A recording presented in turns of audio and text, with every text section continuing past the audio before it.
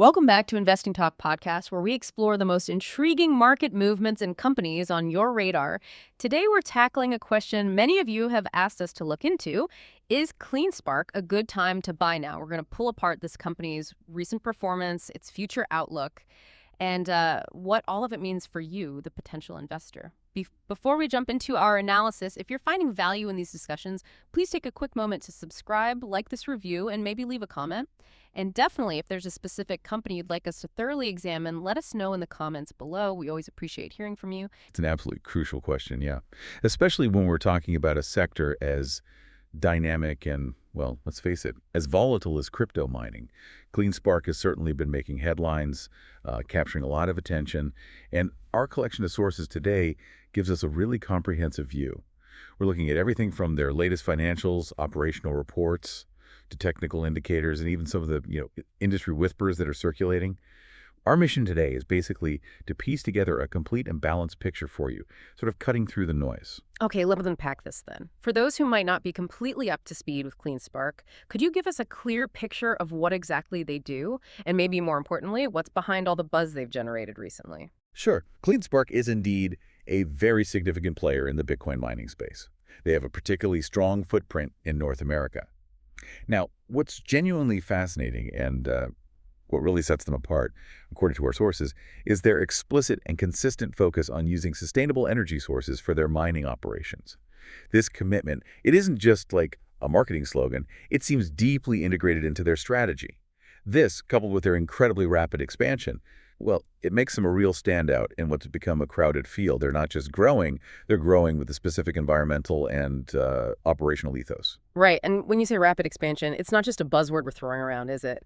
The numbers from their Q3 fiscal 2025 results really seem to underscore this point. Shows a company hitting its stride, maybe? Oh, absolutely. The numbers speak volumes here. Our sources highlight some truly impressive financial achievements for them. In Q3 fiscal 2025, CleanSpark reported revenue of $198.6 million. Now, that's not just a good number. It represents a massive 91% year-over-year growth. 91%? Wow. Yeah. And what these figures really tell us, I think, beyond just impressive top-line growth, is that CleanSpark isn't just scaling its operations. They're achieving a sharp acceleration into significant profitability. Their net income for the quarter actually hit $257.4 million. That translates to a solid 90 cents basic earnings per share. This level of profitability, I mean, in such a capital-intensive industry, it suggests strong operational leverage and a pretty effective cost management, potentially outpacing many of their peers. That kind of growth and profitability, yeah, it really does make them stand out, especially when you compare it to some of the maybe more volatile or less efficient players in crypto mining. It suggests a certain maturity in their operations, perhaps. So, okay, beyond the raw financials, which are certainly compelling, what other key operational achievements have really defined CleanSpark's recent path? What are they actually doing on the ground that makes a difference? Well, if we connect this to the bigger picture, industry leadership, CleanSpark has made really significant strides in both operational scale and efficiency. Consider this. Just back in June 2025, they announced what seems like a groundbreaking achievement. They became the first miner to reach a 50 EHS, that's gas hashes per second operational hash rate. 50. 50. Exclusively through self-operated U.S. infrastructure. It's just U.S.-based. Exclusively U.S.-based, yeah. And to put that 50 EHs into perspective, that's 50 quintillion hashes per second. It's a measure of their immense computing power. Reaching that level entirely with their own U.S. operations is a new industry benchmark. It clearly positions them as a technological and operational leader, shows scale and strategic independence. 50 exahashes per second purely on U.S. soil. That is a powerful statement about their strategy. Really emphasizes their commitment to domestic infrastructure. Yeah. And maybe aiming for a more stable regulatory environment. What specific advantages does that U.S. infrastructure give them that competitors might lack? That's a really good question to dig into. Operating within the U.S., well, it often means access to more reliable and potentially cheaper energy markets, though that varies by region, of course.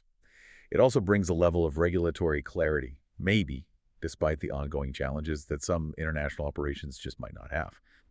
And in terms of other achievements, by August 2025, they also reported building up to 12,827 Bitcoin in their treasury. Holding quite a bit then. Yeah, it's not just a number. It shows strong asset management and the strategic decision, perhaps, to hold on to mine Bitcoin, signaling confidence in its long-term value.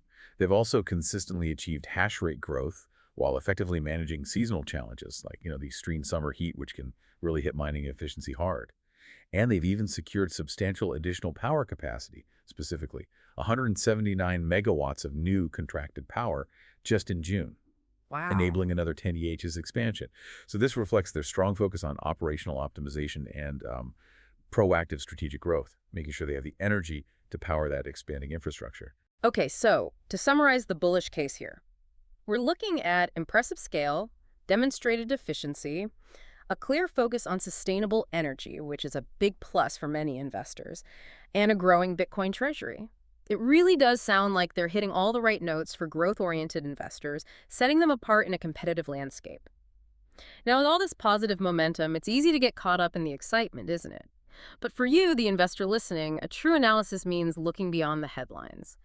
What are some of the potential pitfalls or, let's say, red flags our sources uncovered? Because every investment, especially in this sector, comes with its own set of considerations. Absolutely. And this raises, that important question for any investor. Understanding the risks. They're just as critical as understanding the growth drivers. The primary one, and we really can't overstate this for any Quinbo mining company, is the high dependency on the price of Bitcoin. The big one. Exactly. As a mining operation, CleanSpark's profitability swings directly and often quite dramatically with Bitcoin's market value. Extended price declines can sharply reduce their margins, potentially even wipe out profits, regardless of how efficient they are operationally. This isn't unique to CleanSpark, obviously, but it is an inherent amplified risk within the entire crypto sector. And that sector is just notorious for its volatility. But okay, beyond that broader market risk, are there any company-specific concerns or actions maybe that might give investors pause? There are indeed. Our sources do highlight recent insider selling. That's always an activity that investors typically scrutinize pretty closely. Specifically, S. Matthew Schultz, who's their executive chairman, sold over 1.8 million shares back in August 2025. 1.8 million, that's quite a chunk. It is. And this was alongside other significant disposals by other insiders.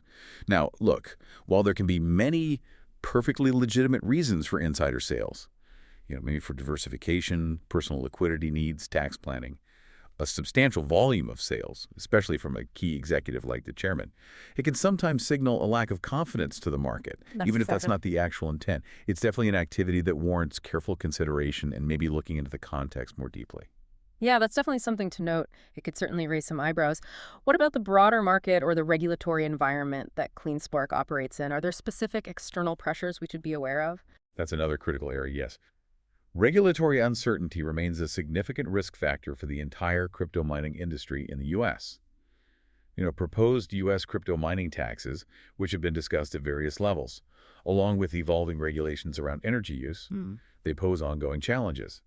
These could potentially impact their long-term economics and operational costs quite substantially, maybe eroding some of those impressive profit margins we just talked about.